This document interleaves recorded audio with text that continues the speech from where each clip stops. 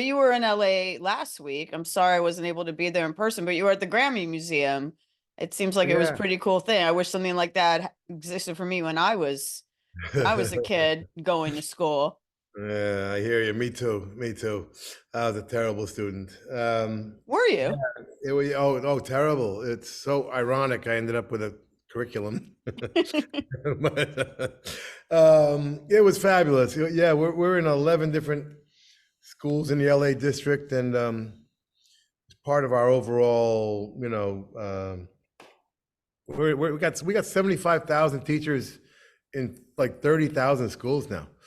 But the 11 counties, or whatever it was that those students came from to the Grammy Museum are taking our history course at the moment, and basically they were just terrific. I wish you had been there.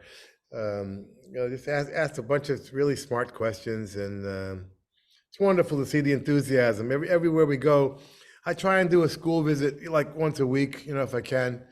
Um, and even during COVID, we were doing Zoom meetings, like once a week, just to see the curriculum working, and it's just been fabulously effective, I must say. So I So have to I have to ask, because you were saying you weren't a good student and the irony of all of it. What made you want to start TeachRock and just all the kind of educational things you've done over the years? Like, were you like trying to compensate for something? yeah. You know what I mean? Like, oh, I didn't let's have the next generation have a better experience than I did in school, that kind of thing. Yeah, yeah, and it's also to make up for all the shit I put my teachers through. So we're trying to like really focus on the teachers almost more than the students with this thing, Oh. because they've been having a really tough time with this generation. Um, you can imagine. I mean, I can only imagine, but I've witnessed it. I mean, they very different than previous generations because they can get any answer they want on their device in 30 seconds. So they need a reason to like be there. They're kind of like, why are we here? And so the trick, the challenge is to as part of our curriculum was to create a methodology that would work for this generation that's just smarter than us and faster than us, and kind of living in the moment a bit more than any other generation. It's like the world started yesterday. Mm. You know what I mean? It's a strange phenomenon going on. So we decided, let's go to them rather than dragging them to our sort of sensibility and sense of what we think they should know. Let's go to them and use the gifts that kids come with, which is curiosity and energy and their own taste and their own instincts and their own imagination, and up till now, we kind of say, leave that outside and we'll tell you, kind of, what to think. And we decided, it's more important to teach kids how to think rather than what to think these days. So we basically start off with just saying, who's your favorite artist? And whoever that is. I mean, the nice thing about art is there's no wrong answers in art. So, we start with who's your favorite artist, and they say Beyonce or whatever, and we're like, well, Beyonce comes from a woman named Aretha Franklin, and she kind of lives in a place called Detroit. We talk about Detroit, and she comes from the gospel church. We talk about the gospel church, and involved with civil rights, and we talk about civil rights, and then they stay interested, and they're interested because you're on their turf. They're in their comfort zone. So we decided, that's the way to start. Let's get them into a comfort zone, which just enables the teachers to teach them. And we're very, very excited about the new program. It's called Harmony, and we're starting it off in all the homerooms in the first thing in the morning, like 20, 30 minutes, and we just kind of like getting the kids to talk a little bit, because on top of the lack of arts that have been canceled throughout the entire public education. So, of course, that's our first interest, is keeping the arts in the DNA of the public education system. There's also a real epidemic of loneliness and isolation and low self-esteem going on, and lots of kids committing suicide, and just really alienated from each other, partly because of technology, I think, but so we're kind of overcoming that by this harmony program, which all we do is like get them, talk about where your name, what's your name, where'd your name come from, what's your ethnic background, any problems at home, what's going on, what do you want to be when you grow up, how do you see the world? I mean, just getting them talking, to each other has made, the teachers are coming up to us saying, man, this has made an enormous difference, because they just don't see it. It might be an immigrant kid, or a kid who just moved from another state, or just just an inhibited kid, and suddenly, they make new friends this way, and they don't feel quite so lonely or isolated. And so we're kind of all the way back to the roots of the roots at this point. Let's get them comfortable enough to even begin to learn, never mind what we're teaching them, So, it's all very, very exciting to see how well it's working. I really admire you and think this is really cool, because a lot of people who I guess would be classified as boomers or Gen X, they look at millennials and Gen Z, and they're so quick to dismiss them and be like, well, back in my day, we pulled ourselves up by the bootstraps, and without realizing that how different things are for kids today in terms of like literally everything. They're just like, oh, in my day, we just sucked it up and just so like, That's right. you're not like that. You're the opposite. You really actually try to put yourself in the shoes of, you have the empathy of what it's like to be a kid now. Where Yeah, does that, yeah. come from? Because yeah, like I said, a lot of your peers are very quick to just kind of see things through the lens of how they grew up. Well, yeah, I mean, I guess because I'm in the middle of it, I can see it so clearly. Um, I don't know. I just I thought our generation gap of from the '60s would be the biggest generation gap ever, in history. I mean, we were at war with our parents. I mean, it was ugly. I mean, honestly, it was a terrible, terrible time. We were very different from our parents in terms of our consciousness. The government is always right. They don't question the government. It's kind of the post World War II generation.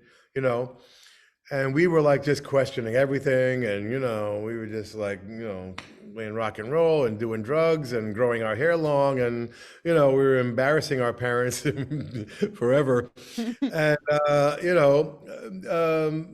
but I think now this generation gap going on right now is even bigger, because as different as we were from our parents, we were kind of physically the same, and I'm convinced at this point that the young generation coming up are physically different. I think their brains are starting to be physically different than ours, and I mean that. I know it sounds crazy, No, but because technology changes the brain, being addicted to yeah, a device, all of that. yeah, Doesn't yeah. sound crazy at I all. mean, it's like all of a sudden you see like 5-year-old, 6-year-old kids like working computers and stuff. And I still got the 12 o'clock blinking on my fucking TV. I mean, So we have to deal with this. I mean, we and the national sort of bureaucracy, education bureaucracy, is just too slow to adjust to what's going on right now. That's what I observed, and I'm like, man, we got to do something, or else we're going to lose this whole generation, because they're just wondering what they're doing in that classroom right now. Why are Yeah. we? They need really significant, compelling curation, on top of uh, somebody understanding that they will be interested in history if it seems relevant to them. You know, you got to give them something they can use now. You know what I mean? There's only right now for this generation. So, you know, it's what I call teaching in the present tense. You know, don't say, you know, learn this now and someday you'll use it. You know, or you know, they don't give a fuck about the Napoleonic Wars or whatever. I mean, it's like, you know, what does this got to do with me? You know, so Fair you got to, enough. like, you know, you got to really stay on top of like making sure that, you know, you're giving them something that's practical they can use right now. You know, and so we can adjust really quickly.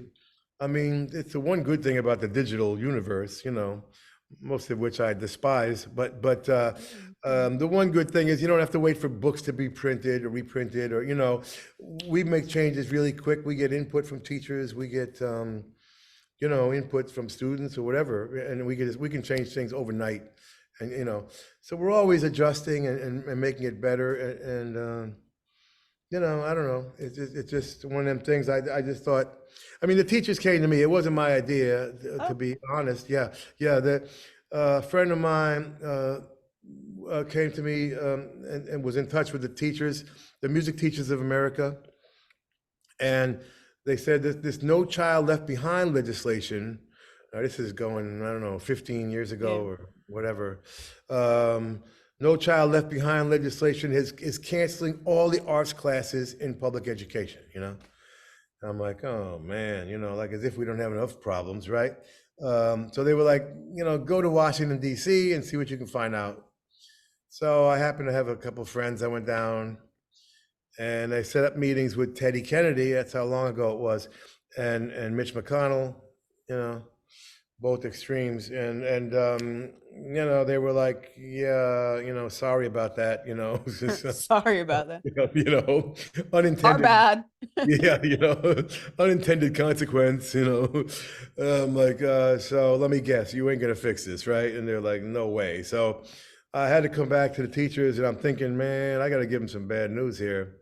I wonder what kind of good news I can give them to kind of balance it out, you know. So I said, well, we ain't gonna put instruments in kids' hands for a while, maybe never again, you know.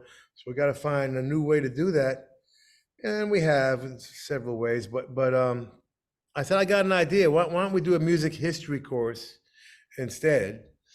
Which, first of all, we can do with all the students, not just musicians, you know. And we can do it cross curricular. I mean, it could be an English class, music class, social studies, history class, you know. And we'll make it adjustable for every grade level. And, you know, kind of let the teachers kind of design their own version of it, you know, let them be creative in their own way. You know, they may prefer one genre over another, but we'll make sure that the lesson plans meet the state standards, because I'm not interested in it being an after school thing, you know? And so the intention was, and still is, to integrate art into the disciplines. You know, the basic education system is called STEM, science, technology, engineering, and math. So our mission is to turn STEM into STEAM by adding the A of arts into that, I like that. and actually integrating art into math, into science, you know, not separate from it. And it changes the way kids kind of you know, respond. You know, suddenly it's more easy to understand, and a bit more comfortable, and, you know, get them comfortable so comfortable that they're ready to learn, you know. And then the teachers have a much easier time, because the teachers been tearing their hair out trying to just get their attention, you know. What are You know, what are so. your biggest fear? You said something about we're going to lose this generation if we don't, you know, do something. What are your biggest fears for this, I guess, Gen Z, the Well, generation that's in high school and middle school and in school right yeah, now? yeah. I mean, my number one fear, and it's already happening, is the dropout rate, which is close to 50% in the poor neighborhoods. Okay, and then 50% of those kids that drop out end up guess where? In the criminal justice system. Okay, now those numbers are gigantic, and should be intolerable by some country calling themselves civilized, and so if we can improve the graduation rate, and statistics show that if a kid likes one single teacher or one single class, they will come to school. So we want to be that class. It's like Welcome Back, Kotter and the Sweat Hogs. The Sweat Hogs went to school because of Kotter. Exactly right. That's my Gen X reference. That's a very accurate one. And so, we hope to at least, if they graduate high school, okay, there's no guarantees, but at least they got a shot. You know what I mean? They got the statistics show kids just do much better if they graduate high school, at least. So, that's my fear is that, we're not paying attention here. We're not paying attention to what's going on, and we need to adjust for this generation, significantly. It's weird to me this is even a political thing. You talk about 15 or so years ago going to Ted Kennedy and Mitch McConnell, and like this shouldn't be a political thing. There's there's three things that get politicized that I don't think should be, and they are education, healthcare, and climate. It's like no matter what party you are, Democrat, Republican, conservative, liberal as it is, like we all have to deal with our environment. We all have to go to the doctor, and we all have to go to school. Yeah. Why is even this educational thing a political thing? Yeah, I don't know. I mean, we haven't, I must say, in fairness, we have not run into any problems.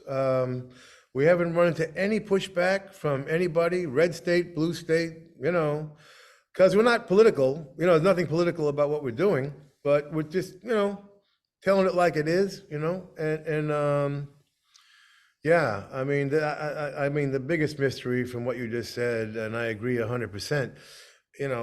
How did the environment become political? That's what I'll never understand. Aren't we kind of breathing the same air? I mean, and don't these people care about their children or grandchildren? The fact that our air is poisoned, or I never use the word, global warming. I use the word poison. Okay. Yeah. Global warming sounds nice. Like, oh, I'll go to the beach. That sounds lovely. It's warm today. That's great. No, yeah, poison's definitely a little. I'm like, who's in favor of poison? Raise your hand. I mean, the air is poisoned, our food is poisoned, and our water is poisoned. Okay. Shouldn't we all be worried about that? But for some reason, it's just bizarre. I've never quite figured that one out. Well, one of your songs that comes up from it, I mean, it's like a crazy 41-year-old song now, I guess at this point, but it still rings true now. It comes up when we talk about TeachRock sometimes as a song, I Am a Patriot, because Mm. that word patriot has taken on misconstrued sometimes meanings over the years. What Mm. does being a patriot mean to you when you wrote it then, and what it means to you now? Yeah, yeah. When I wrote it, I thought this is the worst it's ever going to be. It was during the Reagan era. Yeah, it's a word that has been co-opted and should not belong to any political party. I'm against the entire political party system. That's one thing probably the only thing I share with George Washington that we have in common. But basically, we are the only country in the world formed with ideas. Every other country had, basically a monoculture, a common culture, common one language, religion, customs. We're the only country ever formed by ideas, and they really were just the seeds of ideas, which we're still working on. Very much. The founding fathers, there was only a few of them actually that were truly enlightened, and they were able to plant some seeds in the very bizarre circumstance of the time, and they were quite brilliant in their way. But obviously there were flaws in the Constitution, and and flaws that remain to this day. But the ideals, the best of those ideas, is what something that we can really be proud of. Equality, democracy, those kinds of basics that we're still working on, unfortunately. But that's what to me means what being a patriot means. It means adhering to those ideals that our country was started with, and that we still are still working on living up to. But certainly, it has nothing to do with left wing, right wing. Certainly not the Republican Party. The right wing have just co-opted the term, and we let them get away with it. And I'm very pissed off at my brothers and sisters at Sirius Satellite Radio, where I was the first person to bring original content there, and I'm the only one there with 3 channels. They have a left wing channel and a right wing channel, and the right wing channel is called the Patriot channel. I'm The like, right wing channel is yeah, interesting. and that really pisses me off, and I bring it up all the time, and someday they'll change it, but it's just been co-opted completely, and so people feel they need to wave the flag constantly, just to some of these mindless people who really don't understand what America's all about anymore. And they need to wave the flag just to remember what country they're in, I guess. But meanwhile, the true meaning of the word has to do with the ideas and ideals of our country. That's how I see it. Yeah. Well, talking about classic 40-ish-year-olds, actually turning 40 this year, songs in your canon, and also about misconstruing things and co-opting things. I mean, and the Reagan era, it all ties together. I mean, I got to ask your thoughts coming up on the 40th anniversary of Born in the USA. The song came out in June of '84. Like, Uh, that's definitely a song that's been co-opted in some ways that you and Bruce did not anticipate or intend. I mean, almost in an amusing way. Yeah, they tried. I mean, Reagan tried to use it his campaign. Oh, really? And we stopped them. It's one of those things that was just it shows kind of you know what sometimes people aren't really paying much attention to the details. They caught the title. And just kind of like impose their own, sort of storyline with it. Um, Look, I can't complain too much, because probably the misunderstanding of that song, probably, you know, sold, a couple extra million records, so, I'm kind of more forgiving about this because, the first 10 million records were probably like misunderstood, Yeah. So, but yeah, I mean, it was obviously a song that was, they tried to co-opt it, and we didn't really let them, but it's a wonderful song. I was very proud to support the Vietnam vets. Very few people were doing that back then. We did the first, I think the first, concert of support for them, Vietnam Veterans of America, and I had friends, who went and came back, and people were spitting on them. I mean, just insanity going on back then. I mean, blaming the soldiers for a government, policy, which, granted, was insane, but you don't blame the soldiers. I mean, so I was very, very proud of that, and Bruce's decision to do that, and that song, comes from that sensibility. Yeah. Going back to what I was sort of saying, how I admire the fact that you are so invested and concerned about today's youth in a way where you're trying to see it through their experience. I've often wondered, we're talking about the Vietnam era now, um, all the hippies that grew up to be what we now call boomers, I guess. Like, I don't know. I wasn't around them, but I kind of maybe expected there would have been a little bit more to come out of that. You know, we had an entire huge youth generation that were on the front lines protesting, creating this youth quake, breaking away from their parents.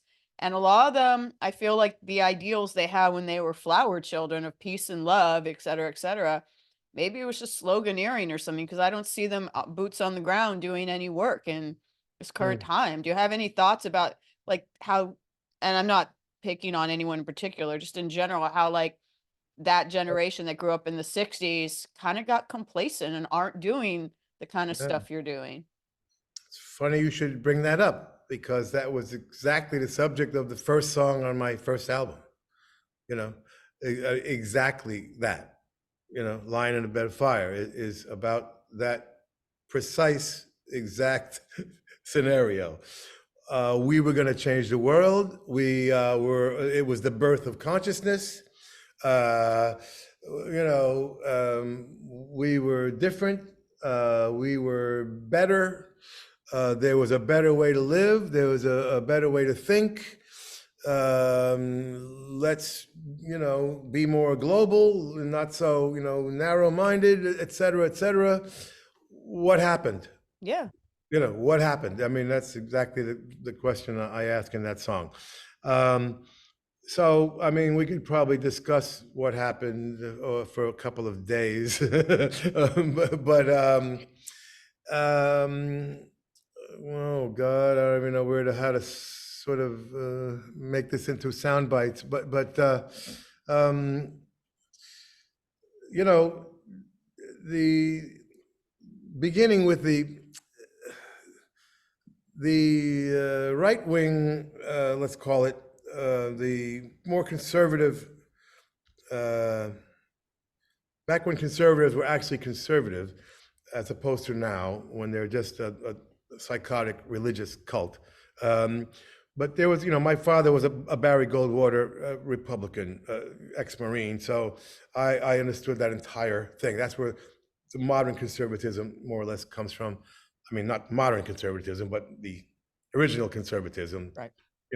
Reagan was part of, and and Nixon, although those two guys are the reason why the problems began by letting the Christian nationalists into the process, into the White House, and they've never left. So it was Nixon and then Reagan that really destroyed true conservatism, which let me remind everybody means mind your own business. Okay, that's what conservative means. Okay, mind your own business, not look who's sleeping with who, or any that the nonsense that's going on now with being against women's rights and everything else.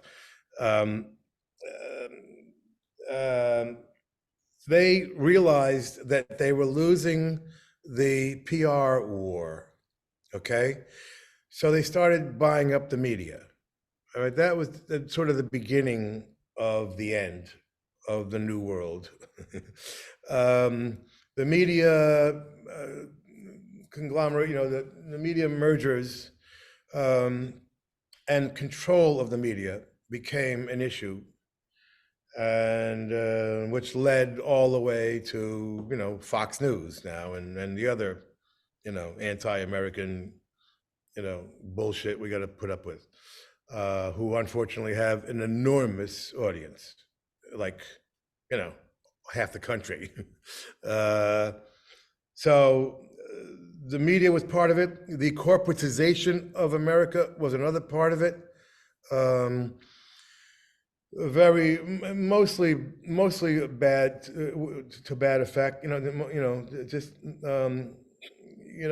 there's a couple of things you could point to, perhaps, that big business was good for, but mostly the corporatization of America has been nothing but bad.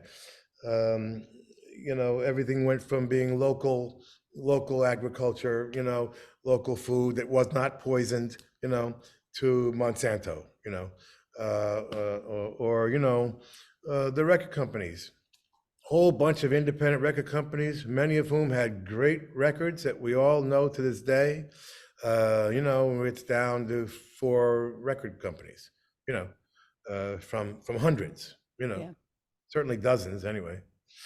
Same thing, more or less with TV. Same thing, more or less, TV production companies and the movie, pretty much, the entertainment world became much more conservative. I mean, radio is a great example. Radio was at one time local by law, I believe. I mean, I think it was legislated that you had to fulfill a local sort of responsibility as well as whatever else you were doing, to play local people, or so there was such a thing as regional radio and local radio, It's so ironic to me, sorry to interrupt, but it's so ironic to me that we have more ways to consume media than ever before. I mean, and you were on the ground floor of that with Netflix and Lilyhammer. Like, we have more ways to stream television, movies, music than ever before, but it's still funneled through fewer tunnels or whatever than it was. Yeah, the gatekeepers, Right, yeah. right. I know, and it was a wonderful burst of energy for a minute, with the streamers coming on. I mean, thank God for Netflix and Amazon and Apple, and beginning with HBO, to take chances and have the money to take chances, because they were really enormously, successful in the terms of Netflix or Amazon or Apple, um, and even that seems to be now a little bit, diminishing a little bit, which is sad, because it was so exciting, to have some new interest, new enthusiasm, new money, new blood, and nothing more dramatic could possibly be used as an example than Ted Sarandos picking Lilyhammer as the first show on Netflix, which was, Yeah. an act of, depending how you look at it, insanity, or the most courageous, ballsy move by a TV executive in history. And of course, it paid off, because it showed that these new guys, Netflix, could make a quality show. And then, and then came House of Cards. And then by the time Orange is the New Black came, the third show, they were conquering the world already. I mean, it was that simple, it just took balls and taste, and, maybe a little naivete mixed in there, perhaps, but thank God, because that was a very, very exciting moment, obviously for me, but also for the industry. I remember going to Cannes, for the Medem, we sell a TV show to the world, the different territories, right? Because Lilyhammer, Norway had never sold a show to anybody, not even Sweden, and so you'd have like, oops, Hey, sorry. that's your ringtone? Yeah, I like it. sorry. No, all good. Um, Fun trivia. What is your ringtone? I know it now.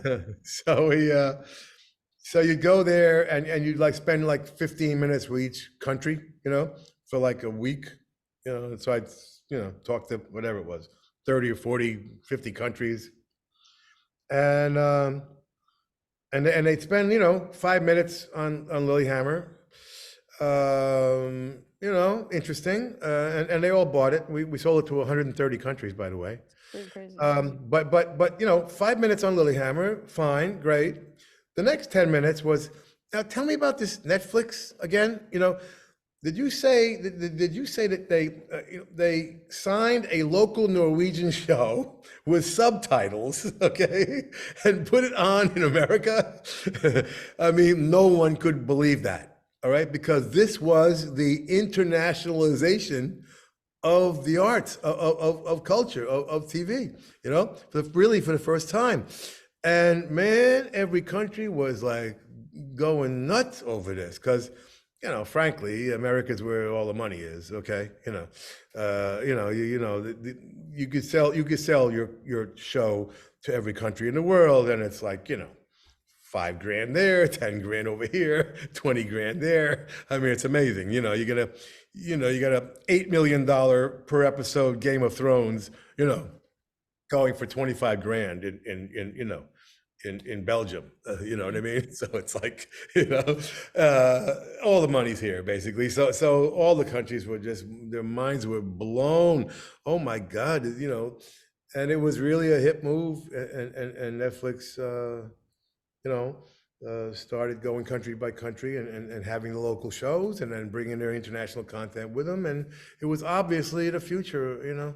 Yeah, technology is good for some things. To tie a little bit of a bow, actually, I want to tie that to some music and arts questions, but to tie a bow a little bit on the original question that went off in all these tentacles about Oh, what sorry. happened. No, I like the tentacles. Tentacles are good because it makes me think of other things to ask. But the question about what happened, that the promise of what the future was going to be when Uh, people yes. in the 60s, we're not seeing it now. Do you know, have you had, we've had, I guess, 50, 60. What happened to, why are we in this place now that we're in where none We of that kind of, utopia happened? yeah, no, yeah. Sorry, I do Mm. digress. No, I like it. It's all good. I don't know if you read my book or not, but it's all full of I digression. I My, I my, I did, and I remember you saying in the book that you thought you getting kind of political with your music, in general would be career suicide, but it turned out not to be the case, obviously. No, I don't know about that, but anyway, so basically, people just got tired. Among the other factors we were talking about, the media monopoly, and the corporatization. They beat the shit out of us. People got tired. I mean, it was a wild time. I mean, protests about everything, Vietnam, we had assassinations, we had, gay rights, women's rights. I mean, people don't realize that the ERA never got passed, okay? I mean, people think it did, the Equal Rights Amendment for Women, which is just embarrassing that that never got passed. And now we're seeing the result of it with this, completely anti-women, psychotic, Christian nationalist Supreme Court, which I, in my wildest nightmares, thought could never happen. But anyway, so we kind of got co-opted. Okay, we kind of like, at some point, people just kind of sold out, and said, "Well, we tried and we did, and things did change a little bit, and those ideals still exist. Okay, you tell you the truth, I'm seeing those ideals in this generation, the new generation. They don't understand prejudice. Okay, that's what I found. They don't understand. Well, who cares if somebody's gay or not? Who cares if somebody's black or brown? You know what I mean? They don't get that. And they don't get, how are you ignoring the environment? They're really pissed off about that when they focus on it. So in a funny way, maybe it skipped a couple generations, and I feel very hopeful about this new generation coming up. Um, in the terms of those ideals that are just kind of basics for them, that we had to fight for and are still fighting for. Let's face it. But they're like, they don't understand these. Who cares about stupid stuff like that? I So have a little bit of a theory, and it's related to education where, and I'm targeting Gen X now, not boomers. I feel the Gen X generation was sort of raised to be very complacent, honestly, because I remember being a kid and basically being taught that everything was fixed. Like it was like, hey, didn't it suck that, we used to have slavery? Let's all watch Roots. Look, that isn't happening anymore. Didn't it suck that women didn't used to be able to vote? Listen to this Schoolhouse Rock song, Suffer Until Suffrage. We all can vote now. Like, I very much got the message growing up that in the past, things had not been very good, and we were very lucky to be living in America and to be living at a time when all of those problems were fixed, and that was true to a degree. But I Mm, don't remember growing up feeling like I needed to be on the front lines fighting for anything because all uh, of the crappy stuff that happened in the past was not going to happen again. That we mm, had learned from it and that the hippie, that multiple generations before us had, that things like Hitler were not gonna happen again, that things like, mm, having to fight for civil rights and Black people drinking from different drinking fountains and not being able to go to the same restaurant at the same school. This stuff was never gonna happen again, and we would read about this stuff with horror, like, "I can't believe this uh, I can't believe slavery was a thing. I can't believe that women weren't allowed to wear pants or weren't allowed to work or weren't mm, allowed to vote, like, or hold a bank account, like, that abortion wasn't legal." Like, I felt we had basically inherited all the good stuff. And uh, so I think maybe the generation that came after the boomers, and I mean, I don't mean to target anyone, I'm targeting myself by saying this, but maybe that was it. Maybe we were not taught that mm. things that we needed to be vigilant, is what I'm trying to say. Fascinating, fascinating. I think that's an interesting theory. And yeah, it makes sense, you know, because you're being raised by the boomers, right? I mean, and certainly there has been progress in all those areas, Yeah, that is true, without a doubt, you know, but fixed, yeah, no, not quite fixed, but improved. Improved would be the term. improved. Now we're just taking a gigantic step backwards. For the first time in my life, I really, it's been a rocky road, but pretty much an arc, of progress ever since World War II. Um, you know, like I say, a little bump in the road here and there, a little Vietnam here, a little assassination there, but pretty much up until Trump. And now we're just like going backwards in a way I never thought possible, like you said. And Do the so children all these things have come back to haunt us. Oh no,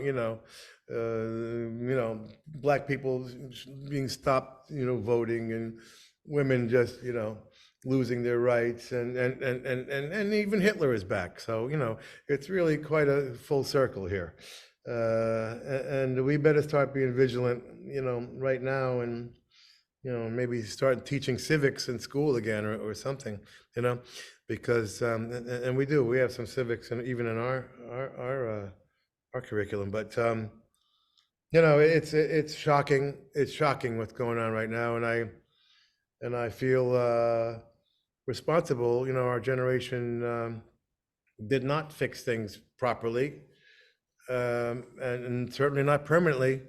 You know, things we just took for granted, as you say. It wasn't just you and Generation X taking things for granted. Everybody kind of did, thinking that the stuff's not going to come back, and boom, here it is. is that something when you deal with kids, like when you do stuff at the Grammy Museum or go into schools, do you talk about with them? Do they express to you their fears about the world they're going to inherit?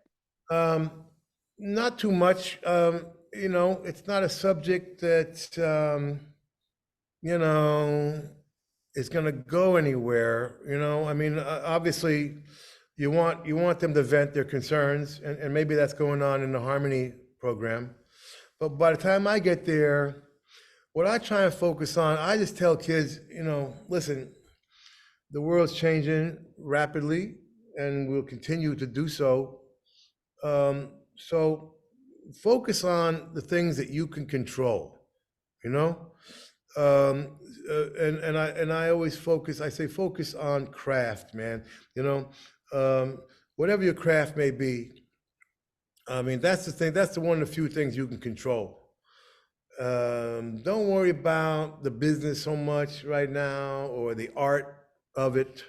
You take care of the craft, the art takes care of itself, you know. And if you do it right, even the business will take care of itself to some extent. But focus on that which you can control. Um, and to do that, this generation has a challenge that we never had, and it's an extremely difficult challenge because we grew up with 3 TV channels. Okay, that's it, and pinball machines. Okay, I mean, no cell, no internet, no computers, no video game, nothing. So, whenever people say, "Oh, you guys were so noble and courageous to stick with your craft," I'm like, we had nothing better to do. Don't. I refuse any hint of nobility here. We simply had nothing better to do, but we ended up focusing on the right thing, yeah, just by accident, by circumstance. So now, you got like distractions, like that are changing and growing by the moment. So I tell kids, I said, listen, you got to find a way to shut your device off, okay, for, I don't know, I don't care what it is, an hour, 2 hours a day. All right, just stop the noise, because that device is mostly noise. All right, and just 2 hours a day, if you can, focus on your craft. I don't care what your craft is. It could be carpentry. It can be, race car driving. It could be, whatever your craft wants to, whatever you want to be. You know, uh, you know, shut the thing off. Read a book, or do some research if you want to, but work on your craft and stop the noise for an hour or two a day. And man, it's hard. It's hard to do that. It's an addiction like I've never seen before. I mean, I'm addicted the same way. Checking my phone every couple of minutes, or I mean, I write everything on my phone, so it's always there. I write. I wrote my book on my phone. I write all my scripts on my phone. Wow. That's why I wish they would take better care of the voice voice thing and the dictionary. I'm like, Eddie Q, can you hear me? Please. I love the camera is better every upgrade, but some of us are like doing other things with this fucking phone. Uh, I did want to ask you, since we're talking about craft, and it ties into songs you did in the 80s, like I'm a Patriot, Born USA, Sun City, but also the 60s stuff. I'm a little bit surprised. We definitely have had artists that have recorded protest songs and made statements since, like, I guess since 2016, when things were really starting to come to a head. But I kind of thought there'd be a little bit more of a renaissance of protest songs, like classic protest songs, like we had in the 60s and the 70s and yeah. 80s. And I'm not saying there have been none, but I haven't really seen a renaissance of that. I wonder, do you have any theories as to why that is? Yeah, I do. I had to have a theory of it because I was asked about it when I came back into the business, which I didn't expect to do, by the way, and did my last 2 albums, um, and I was asked constantly because all I did was political music, as you know, and suddenly I wasn't doing it anymore. So I was asked constantly about this, and so what I said was, and I think is the answer. I was particularly political in the 80s because everything I was talking about was very well hidden, way behind the scenes. You had this, grandfatherly, happy cowboy, Ronald Reagan, everybody loved, and its entire criminal organization going on behind him, that, people didn't know about. And there was a lot of pockets around the world where terrible crime was going on, sometimes with our assistance, our tax dollars, and so I felt the need to expose that stuff. Now Trump this regime, this wannabe Fourth Reich, basically bragging about putting kids in cages to to stop immigration. I mean, what is there to talk about? I mean, they're bragging about their crimes at this point. It's wide open. They're not keeping anything hidden. Uh, Along with his buddies. Miller, who's basically, Goring, and Bannon, who's Himmler. I mean, they're just, they're engaged in this white supremacist, you know, anti-American, mission, and open about it. I mean, I've seen Bannon speak at fascist rallies in Italy and France, and he's like, wear your prejudice on your sleeve. That's where it belongs. So, there just doesn't seem to be anything to really talk about anymore. It's just quite obvious, and you're either on one side or the other, and no song is going to change that, unfortunately. You know what I mean? The concept of bringing some consciousness or transferring some awareness or consciousness to people, it's just over. It's over right now. Do you not believe that rock? I know you have actually said rock. You've long believed that rock and roll can change the world. Do you no longer believe that, or do you? I think it did. I think it did to some extent. I think all of these ideals exist in a bigger way because of rock and roll. I think the idea of liberation of the individual exists because of rock and roll. I think the communication between people in different countries, the direct communication, as opposed to speaking through our governments, exists through rock and roll, rock and soul, popular music. So I think a lot of things did get accomplished, but I wouldn't rule out the possibility of popular music once again rising to some occasion. I thought there'd be some kind of environmental movement, for instance, to help out poor Greta there, in Sweden, at Thunberg, but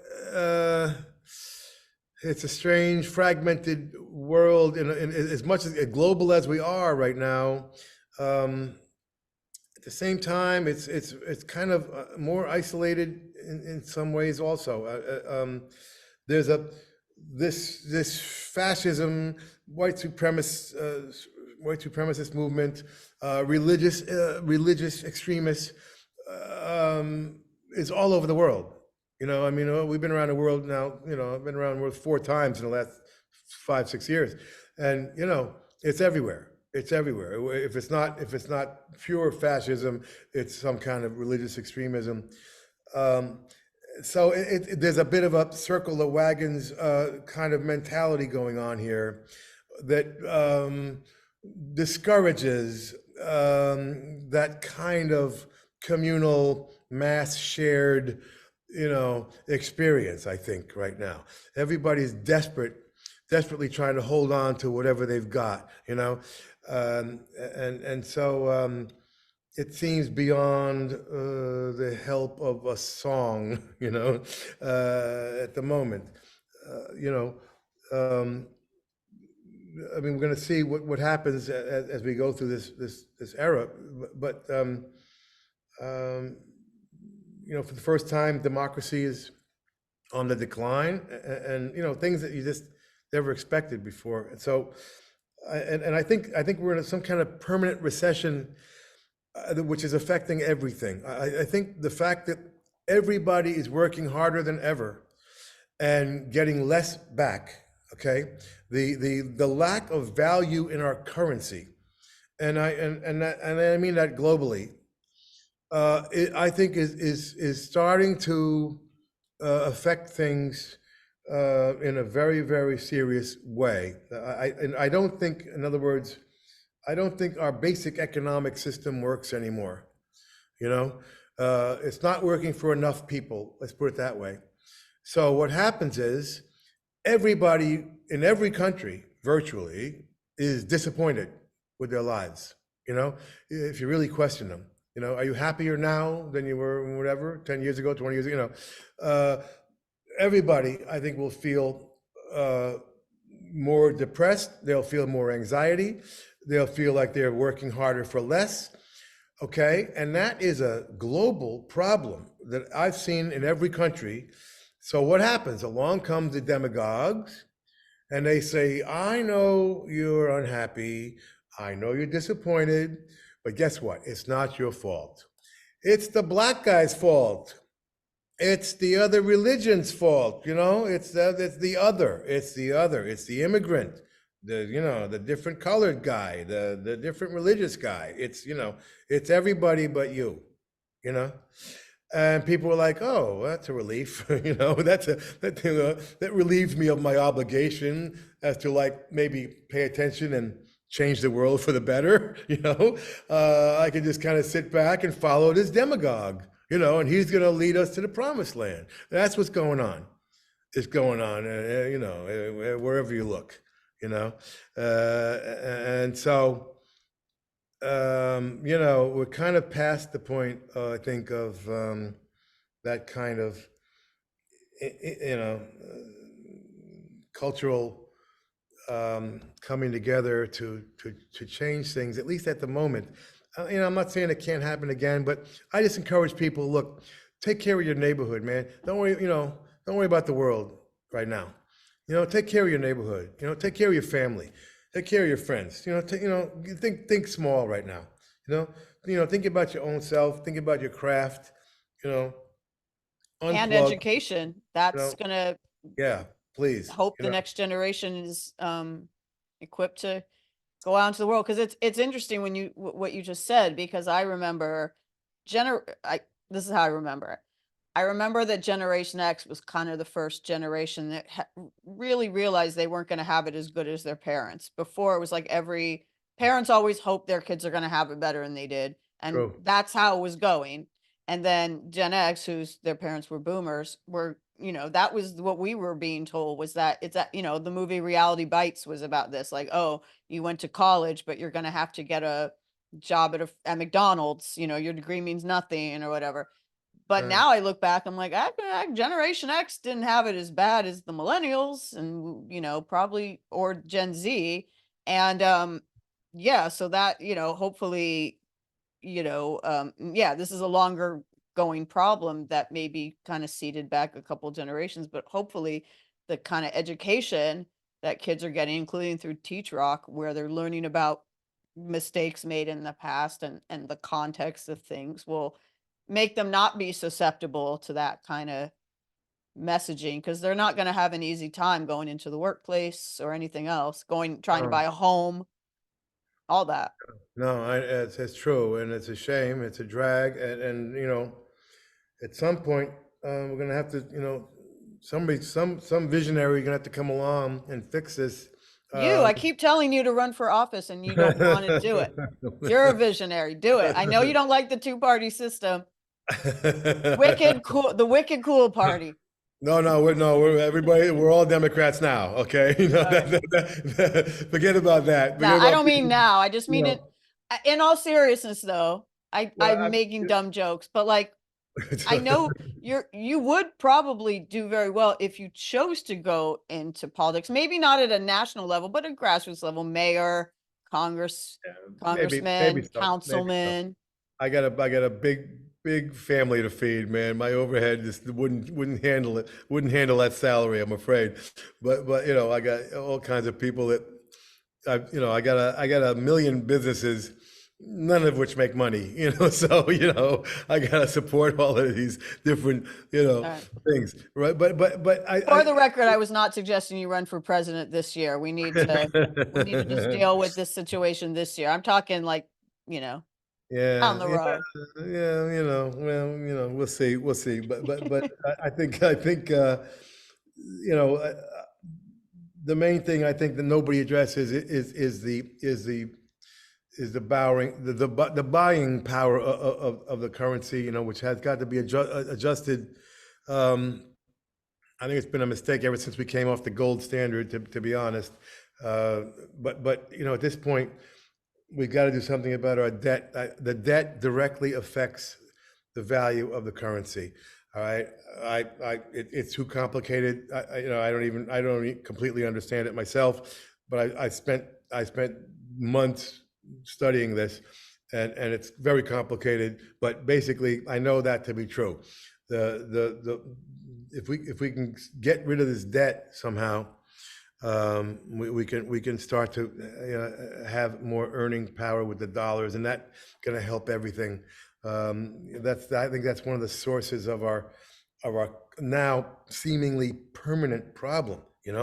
Everywhere you look, it just seems like a permanent recession. There's just no way to break out of it. Everybody's just basically surviving, and then getting in debt, and of course, kids coming out of college. I mean, Biden's trying to do something about that. Of course, the Republicans are stopping him. Of course, but these prices have gotten outrageous.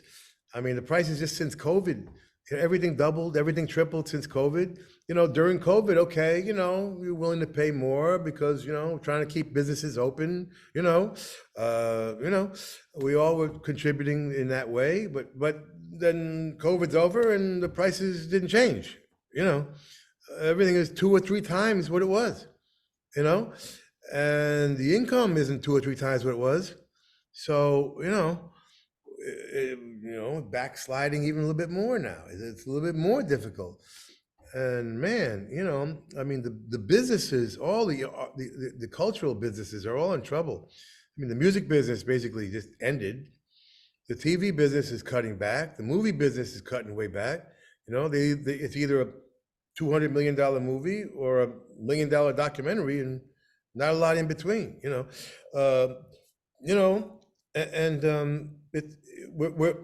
We're losing the wonderfulness of the 60s and 70s, especially, and into the 80s, and maybe more.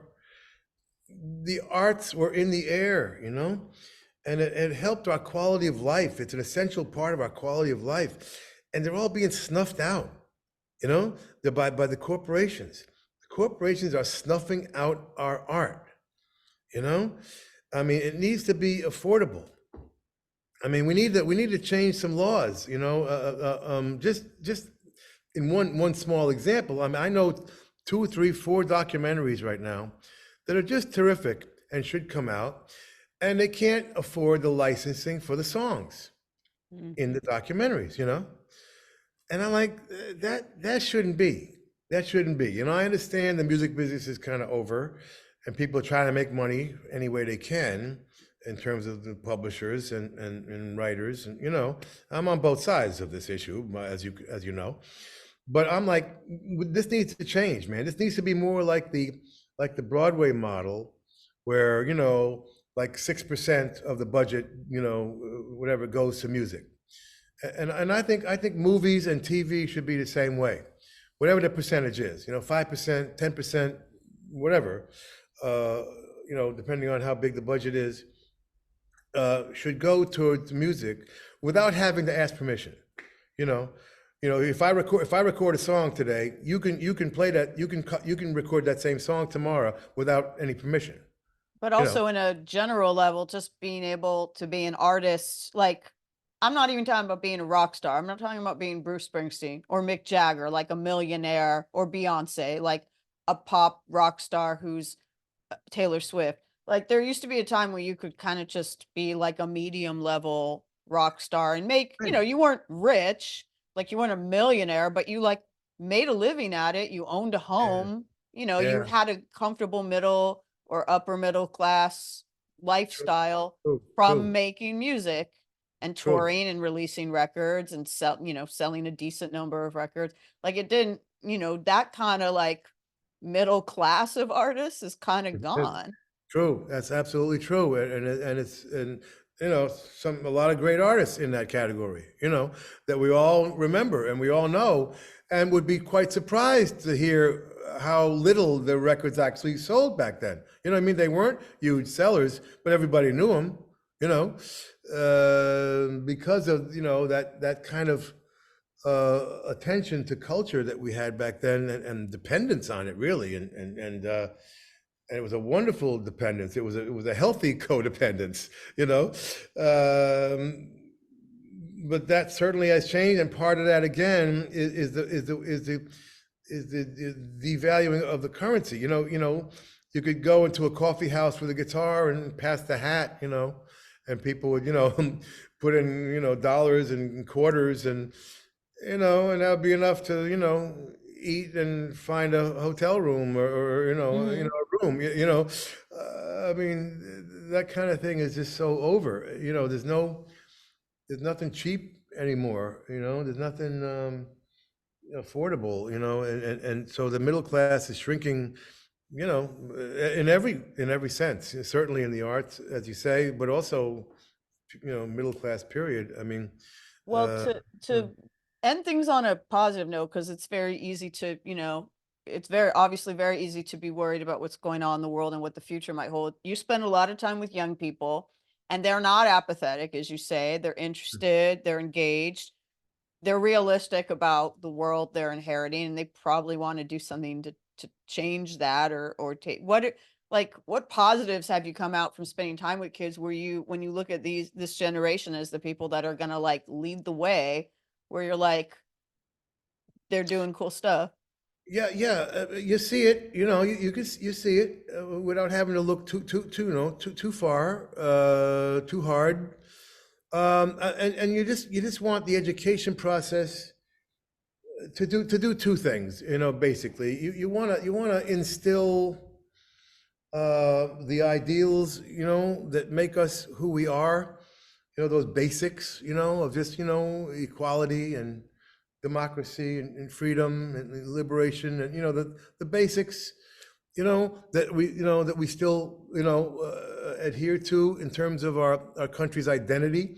You want those reinforced right now. That kind, so they recognize when it's not happening. You know, that's important. It's important that everyone is considered equal. And then you can find or point out, or they will discover where things are not equal, and that needs to be fixed.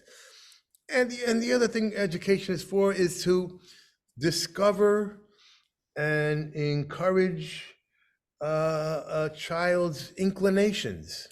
Okay, what is their inclination? What are they, give them a whole bunch of choices, range of the arts, fill those kindergartens and first grades with every kind of art, finger painting to, reading to, banging on a drum, whatever it might be. Let's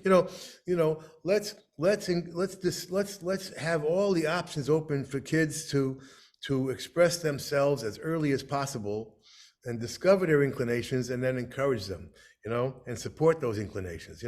I think that's what education is for. That, and just at this point, making sure that they understand that the way things are going right now is not really right, and that's okay, because it's still fixable. And it ain't over yet. It ain't over. We're just in a little bit of trouble right now. That's all, and it's going to be up to them to fix it. Let's face it. So, you know, But I'm want to thank you. First of all, I want to thank you for this epic conversation. I know I kept you on the Zoom a long time, but technology is good for this kind of thing. It was great. But I want to thank you for everything you're doing to sort of set up the next generation to be interested in education and hopefully succeed. And hopefully yeah. when we're all in our old age, they'll be running the world and things will be fine. Yes, we got They some won't be fixed. We won't, but they'll be on, they'll better. be better. They'll be Better. That's all. improved. That's all. That's all we can hope for. And really, always good talking to you. Really.